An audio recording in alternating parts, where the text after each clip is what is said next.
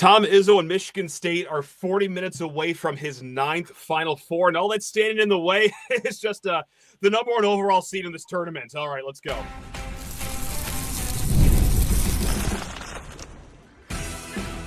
You are Locked On Spartans, your daily podcast on the Michigan State Spartans, part of the Locked On Podcast Network, your team every day.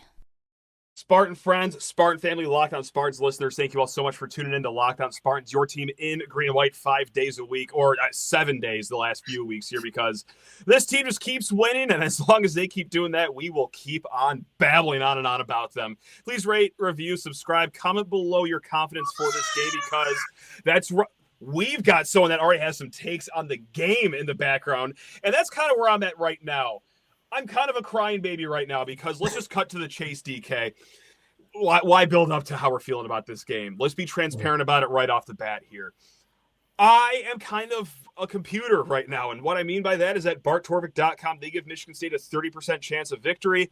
The way I look at it, if these two teams faced off 10 times, I'm kind of there. I'm kind of MSU wins this game 3 times, maybe 4 times, but dang it, why wouldn't it happen Sunday? You know, I'm not calling this game a complete write-off, not saying why even play the game. Auburn's number 1 overall seed for a reason. We'll get into that and more in a little bit here, but I'm at like a 3 out of 10 here. DK, are you going to be the superhero that you are of Spartan Nation? Or are you going to defiantly say, it's 9 out of 10 times, baby? Or what do you got for us, DJ? I wish I had that kind of confidence coming in. Maybe I'd give it 4 out of 10. You know, at this point in the season, I think it's a situation where Michigan State has to play a lot better than they have. Okay. Yes. I think we're getting to that point now where, okay, talent-wise, the matchup is going against you. But then again, you're shifting into a spot where if you're taking a silver lining out of this, Michigan State has been the hunted in all 3 games that they've played in now. This part of the season when Michigan State had that last kind of like road trips galore, kind of counted them out after the West Coast trip and the home loss to Indiana. And now we're back in this position where we are going to be the hunter. And so if you're looking for kind of just one little, you know, maybe silver lining in this situation, that's kind of where I'm headed for it. But I think, you know, I think the odds are stacked against you. You got to play a clean game or it's going to be unfortunate. I did have that written down as reasons for hope, you know, is that, hey, Michigan State, they're going to be an underdog. The last time they were underdogs was that 3-game stretch you were talking about, was Maryland, Michigan, Illinois, and what they do in all those 3 road games, well, they won. And this game's going to be a road game for Michigan State, of course. But before we get to more reasons of hope, let's build this pit of despair so we can drag people out of it. You got to break people down to build them up, DK. Tom Izzo knows it best, right? We've talked about this. We learn from the man himself. You know, I know that, you know, certainly we've never played for him, but you grew up a Michigan State fan long enough. His teachings are ingrained in your DNA eventually here. So, DK, I'm going to ask you what scares you the most about Auburn, but first, let me just rattle off some numbers here. Okay, guys, they're number 1 overall seed. Okay, we all know that. They're number 3 overall on BartTorvik.com. They have 15 quad 1 wins. They've won the SEC, which is, of course, a loaded conference. They've won each NCAA tournament game by double digits, and it's also just the way they've done it, too. Kind of like an performance against Creighton until 12 minutes left. Kind of I'd rather be anywhere else but the city of Atlanta performance for the first 30 minutes of that game, and then just turned on what's even better than jets? I don't know, the space shuttles for the last 10 minutes of that game. They can truly just turn it on. 4th overall in adjusted offensive efficiency. They got Johni Broome, who's 18 points, 11 rebounds per game, and also finishes around the rim at 62%. They have 4 guys that shoot over 37% from 3. That includes Tahaad Pettiford, 20-plus points in his last 2 games, and Denver Jones, 42% from three-point land. On defense, they do not have much of a drop-off. They are 9th overall in adjusted defensive efficiency, top 5 blocking team in the nation. 3 guards average at least 1 steal per game. Have I done enough to make you cry over there, DK, after all of that? But truly, what is it that bothers you the most about this Auburn team? Because for me, it is that, oh boy, that 3-point shooting over there. I know we got good defense on the perimeter, but wow, 42% from Denver Jones. Yeah, I think it obviously starts with who will end up likely the National Player of the Year runner-up in Johni Broome. Yeah. This is a scenario where you don't have the option of helping off too many guys on the floor. And I don't know if you have somebody that can really contain him on his own. So the trouble that you're going to kind of run into this situation is, Michigan was able to make him inefficient last night. I think he took like 19, 20 shots to get his 21 points. I don't know if Michigan State has really a requisite guy to be able to do that. I think your best bet is probably going to end up being Carson Cooper. The problem with that is Dylan Cardwell is also an absolute monster in the paint as well. So, Michigan State did a nice job, I think, against Michigan, who had maybe the second best, third best front court. I think it's really Duke and Auburn and probably Michigan third there, but the three best front courts in the country, right? And so you saw that matchup twice. They kind of just said, okay, you're going to go get yours, Golden. We're going to contain the rest of the shooting. We're going to live with you scoring in the paint. I think that probably is going to be the game plan tonight. The problem is if Johni Broome starts cooking you a little bit, you're going to have to start sending down some hard hedges. You're going to have to start sending down some guys down there to kind of bother him a little bit. And then, like you said, you look at Miles Kelly, you look at Denver Jones, you look at Chad Baker-Mazzara. All those guys can shoot the three and do so on some volume. And it's just a really tough matchup when they get going offensively and they play crisply like they did the last 10 minutes, not the first 30 minutes. Like this has a way of maybe being able to snowball if you can't protect the perimeter. And so that's the number one thing you have to do. And, Johni Broome might end up having 35 on us, but if you protect the perimeter, I think Michigan State has a shot. So that's kind of where I would start. And then the second person we might as well get to, who really is just terrifying, is Tahaad Pettiford, right? He's coming off the bench. He's unreal. Yeah. He's electric, off the bounce, can score in a variety of different ways. And it really was the difference maker late against Michigan, where he just basically took over that game. So you like that you at least have a couple different bodies that you can throw at him. But the problem is, there's just so many weapons offensively for Auburn to be able to match, offensively what they can do. I think you really just have to hold them to one shot. You've got to limit your turnovers. You kind of have to play a borderline flawless game, and they haven't been able to do that yet this March tournament. I wanted to ask that eventually. Is like, do you feel good or bad that Michigan State has made it this far to the Elite Eight without yet playing their A game? And that's not to say they've played nothing but stinkers yet. I think they played solid against New Mexico, maybe the B game, which is what I think that we both labeled it after the game. I don't think a B game is going to cut it here against Auburn. And we both said, you said it, I agreed with you that if they played a B game against Ole Miss, it is see you later, great season, let's have a good end of the year banquet. But I think they played like their C+ game, their C game, and they still found a way to win. You're done with that. Like, it has to be your A game tonight. So does it make you feel better that they've made it this far by grinding out ugly wins and that perhaps they are due for this great game against a great team? Or does it kind of spell trouble that, like, they haven't really shown their entirely best performance in these three games in March Madness yet? Because I can be convinced of either road, DK. My opinion changes every half hour I think about it. Yeah, I think the nice thing is they keep finding ways to win. And I think that you probably, like you said, you probably got again, a C+, a B- game. Overall as the team, I think some guys gave you their A game. Certainly. And that's kind of been the case. Jace was obviously pretty special. Yeah. But you didn't get a complete 40 minutes. I think you have to play a lot closer to that this game. But the bright side of it is in closing time, they've continued to find ways. The upperclassmen have continued to perform the way that they need to. I thought Jeremy Fears, for the better part of 35 minutes, had a really awful showing. In the last, 6-8 minutes, he just flipped a switch and was excellent. I think that the scary thing is Michigan's got off to such slow starts in all three games. I just don't think you can afford to do that against Auburn. And Auburn's kind of been the same way. They've kind of been messing around. I described this to a buddy in a text earlier today. Auburn, to me, reminds me of the team like when you're a kid playing AAU, where you're out there doing layup lines, warming up. You got 10 minutes to warm up. They're on the sidelines sitting there eating their McDonald's. The refs have to usher them on the court. They're tying their shoes as the tip-off's going. It takes them 20, 30 minutes to get going. And then all of a sudden they go, yeah, I think we just have a little bit more talent than you. And that's basically what happened that Michigan game. Michigan's up 9. There's 12 minutes left. You're like, oh, my God, are we getting war number 3 out of this? Like this whole state is going to crash. And then, bucket making after bucket making after bucket making. And so fast. They showed you why they're, in my opinion, the second most talented team. I think Duke is still the clear most talented team in the country.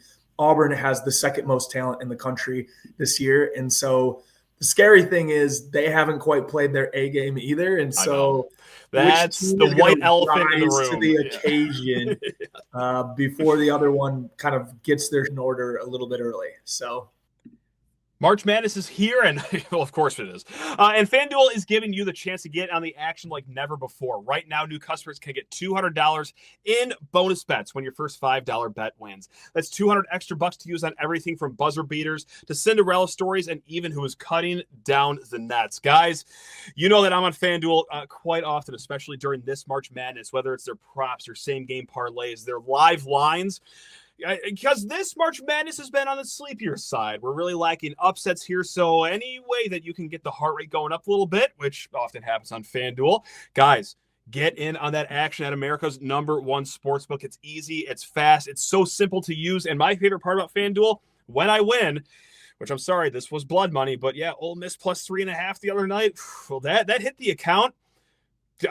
Basically, when the horn sounded, FanDuel is incredible at getting your winnings right back to you guys. Visit FanDuel.com and get in on the college hoops action all tournament long, guys. Again, FanDuel.com. Yeah, and just like you see all these other SEC teams too, because like Florida has been kind of like that too. It's like, okay, fine. Screw it. Time to start trying. Here we go. It's showtime. I don't know. So, look.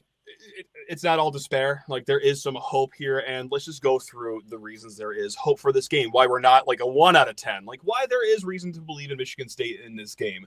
The first one, and we didn't see this at all Friday night, which stunned me, is the rebounding disparity between the two teams. Now, it's not going to be as drastic on paper as it was between Michigan State and Ole Miss going into that game.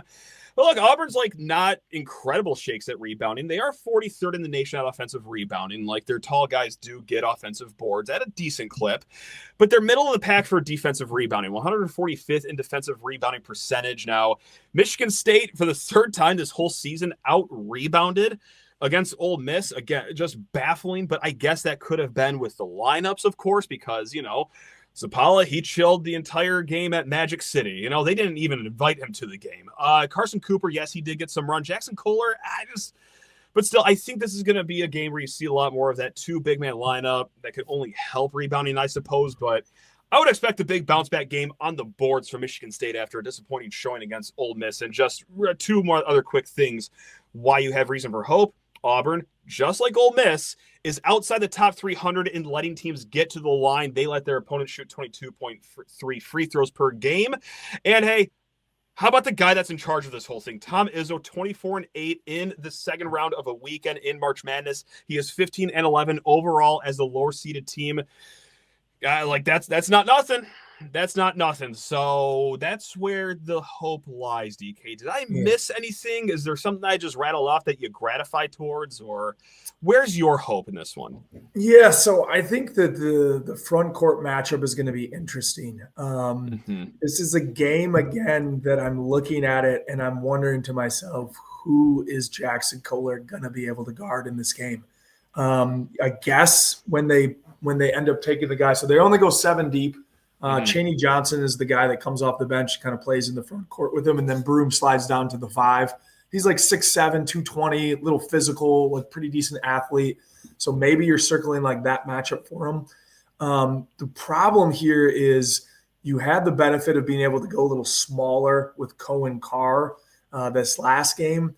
I don't know if you can play Carr for very long stretches at the 4. I think that I'd like to see it. I'd like to just see what it looks like against Broom.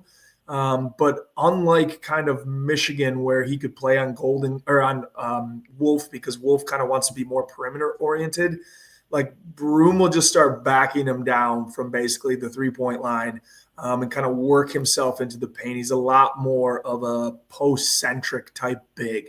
And then you got, like I said, on the other side, you got Dylan Cardwell, who's, a very big body and a physical kind of rim finisher on both sides. So it's one of these situations where it's like they're going 6'10", 6'11".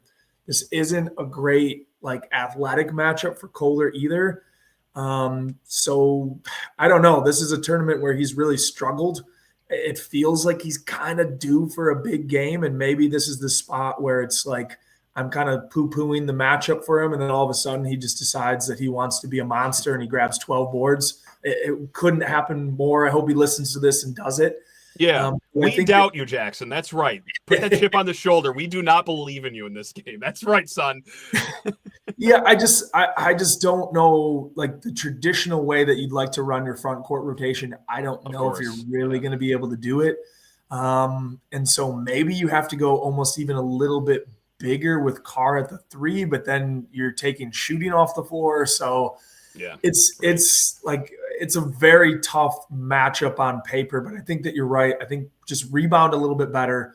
Again, if you're limiting them, particularly on the their offensive glass, our defensive glass, to one possession, one shot, I think that's how you do. You got to get out in transition. I think that's the one thing that Ole Miss did that was very clear. Like, send all the guys back, even though they got a bunch of rebounds on us, because partially I think because Carr isn't quite in that vein yet to clean the defensive glass maybe as well as Kohler does.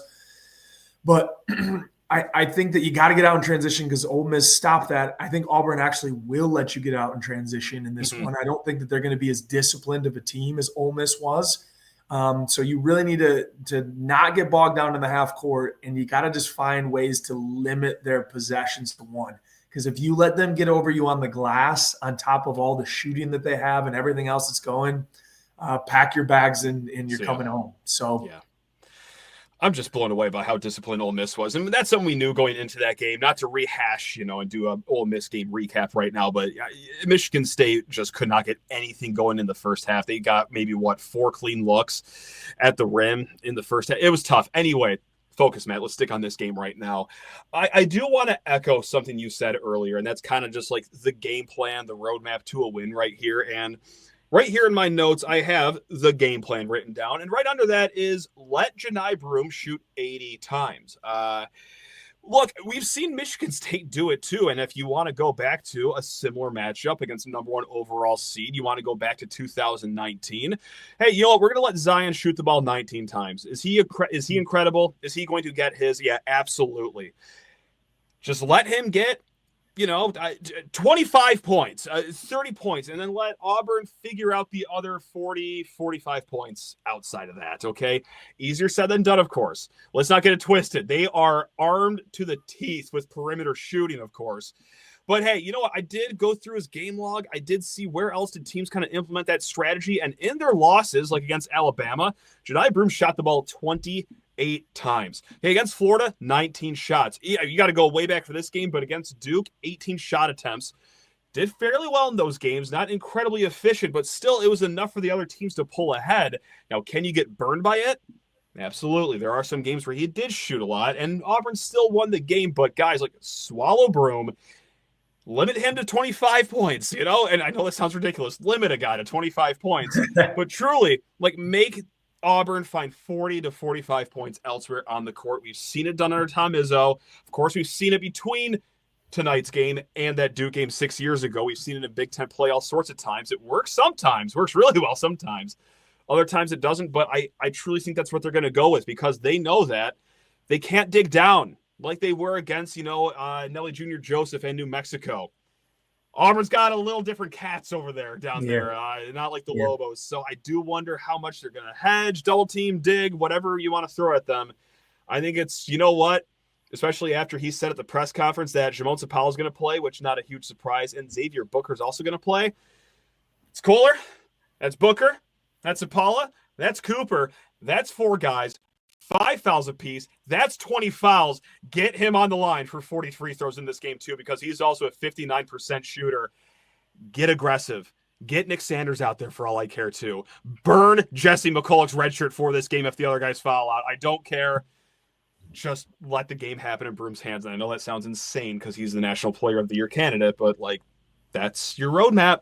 That's the roadmap. And take care of the ball, right? The last thing you want to do is turn it over and let this team get out and transition and get easy buckets on you. And I think you're right. I think you're going to have to be physical with him. You're going to send a few different bodies at him. I'm sure he's going to see 3-4 different guys. Mm-hmm. And I think you just have to keep mixing up the bodies that you throw at him, be as physical as you can.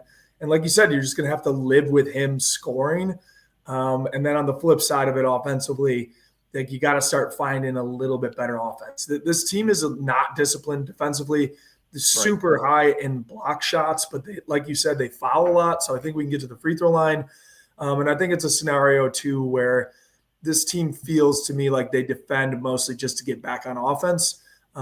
So I think, you're going to have some opportunities, and you're probably going to knock down some threes to hang around this game too. I feel like the magic number has got to be somewhere around 8 or 9 threes if Michigan State's going to be in this one close late.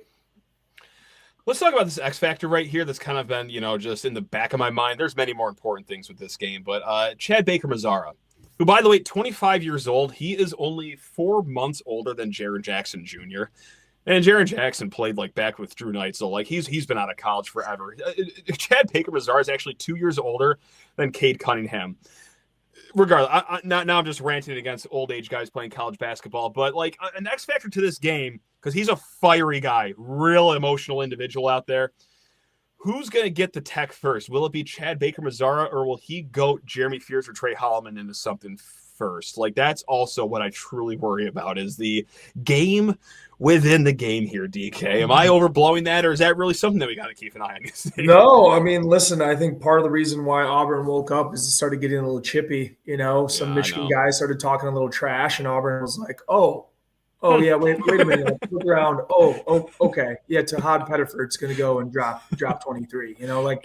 So I think you have to be careful about the way that it's approached. Michigan State's not going to change who they are, fundamentally.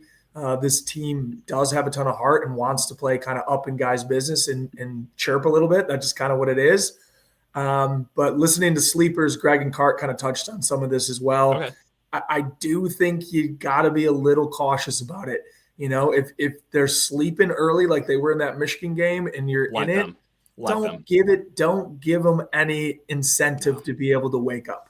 And I think that's kind of what you got to hope for. And it's, if the one thing you're looking at is they've just started so slow, and so is Michigan State. If we just get off to a decent start, I do think that a ton of the pressure is on Auburn. As you said, this is in Atlanta. It's about an hour from their campus. This is essentially a home game. They're the number 1 overall seed. They have a chance to go to the Final Four, just like us, obviously. But the script is now flipped, and Michigan State's the underdog in this game. They got to just play like it. They got to play scrappy. They got to play hard. They got to kind of regain maybe some of, like I said, that you got to be the hunter in this one, and you got to go and take some punches, but give a couple early, give yourself a shot at this game. I think it's got to be the same recipe. We know that this team has been a second half team almost the entire season, but you can't be down 10 plus at half, right? So there's got to be some type of balance here where you get off to a little bit better start so that you can kind of flip that second half switch, make some of the adjustments you need to, and give yourself a shot. This is a scary team. I was watching that Michigan-Auburn game last night after many, many drinks in celebration for the Michigan State one. And somewhere in the middle of their run as they just basically erased the 9-point deficit in a minute or two, I was thinking to myself, would it be so bad if we maybe just played Michigan again? And I said it earlier when we came on, and I was like, no, I absolutely don't want it. I just don't want that pain. But there was a little part of me last night as I'm watching this, Michigan is definitely the worst team here. Would it be that bad? I don't know. I almost talked myself back into the other side. It was an odd experience watching that last night because I caught myself for most of the game just cheering whenever the ball went in the hoop, either side. I'm all right, great. Hey, if Michigan loses, okay, we avoid the Civil War in this state. I could actually have a healthy Saturday, fine, whatever. But if Auburn loses, okay, well, that's the easier path, quote unquote, to the Final Four right there. But you are right. As they went on that 20-2 run, I think it was about the 16-2 mark. It was kind of like that scene in Step Brothers with the tuxedos. I'm thinking this was fun, but now this is kind of effed up right now. I actually don't know if I'm enjoying this because we're next in this line of fire right now. But you got to keep them sleepy the entire game. And I know everything that's leaving my mouth is easier said than done, especially in such an emotional game that this team's about to embark on. But when it comes to emotions, like, I truly do think there is something to this. And I know that the team thinks a lot different than the fan base does for a great reason. They are incredibly headstrong. But this seems like a house money game. Even though there are major stakes on the line, even though they have incredibly high goals ahead of them, I don't think they're stupid. I think that they know that they're not the number one overall seed. They're not the ones playing in their backyard. They're not the ones that have no reason to lose this game like Auburn does. Like, for once in a very long time, they get to be that hunter, and I think that is going to be important in this game too. So that's my closing thought right there, DK. It's better to be the hunter than the hunted in the Elite Eight, and it's another game where Tom Izzo can come and shine, which he has done many times as the lower seed in the second game of a weekend. It's beautiful. I mean, listen, this season has been a success. We've made it to the point we can finally say this season has been 100% a success. I think if you would have lost yesterday, you felt like maybe you left a little something on the table. There's no feeling of that anymore. You made an Elite Eight, won the Big Ten outright by 3 games. Yeah. You've regained some of the national respect that over the last 4 years waned a little bit. Yeah. And you're playing with house money now, and this team is connected, and they want it. Like, these guys want it. So, we're going to be rooting like hell tomorrow, and whatever comes of it, I think that, like I said, this has been a very, very successful season, getting back to the fundamentals of what this program is and who this team and this coaching staff and all the rest of it. And it's been really, really enjoyable. I'm not ready to get off the magical ride. So let's see if we can take it for one more spin and play into a third weekend. But going to be a dog fight tomorrow. Protect the 3-point line, take care of the ball, give yourself a shot. That's all you can ask for. Give us a shot at it late and see what comes of it. And just don't do what Texas Tech did tonight. You would never, and I mean never, hear from me ever again if MSU goes out that way. Up 9 with 2 minutes left. And anyway, God, I've been doing fine all day, and then just about 90 seconds ago, a shockwave just came through my heart, like as if I'm playing or have anything to do with this game. Like, just the nerves, just like just took me back right there. Oh man, which means we're ready for this game. We're ready for it. We're ready. We're ready for it. Spend all day tomorrow wanting to throw up. It's gonna be great. But guys, until then, thank God we're the early one though. Nice to be early the last 2 games for sure. It's not bad. It's not bad. I hope we can just spend the rest of the night celebrating tomorrow. That's all. Listen, I want it for this team. There's a possibility. I don't think that this team can be counted out really the rest of the year. Unless you make the national championship and you're across from Duke, because that would be a bloodbath. But I won't even watch. Make it, I don't really care. So it wouldn't really matter. It doesn't really matter. I mean, listen, hanging a Final Four banner after everything that this program's been through the last 4 years, it would be.